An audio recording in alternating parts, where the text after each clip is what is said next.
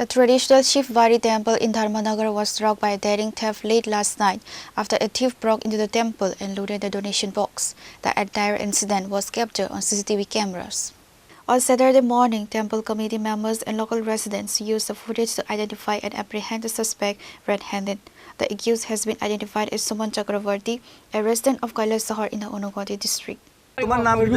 দোকানে নিয়ে ID scan করা। কোন চুরি করছো? শিব মন্দিরে। কোন শিব মন্দির? ওইখানে। আজকে টাকা চুরি করছো? না, কালি শিব মন্দিরে কালি টাকা চুরি করছি, আগে চুরি করছি না। তোমার লোক কে কে আছে? না, আমাদের কেউ নাই। আমি সত্যি রাখো, তোর আরো টিম আছে। ওই দাদা মারিস না। কে কে আছে? না, আমাদের কেউ নাই, আমি একলা দাদা। এটা আর কতদিন করছো এরকম?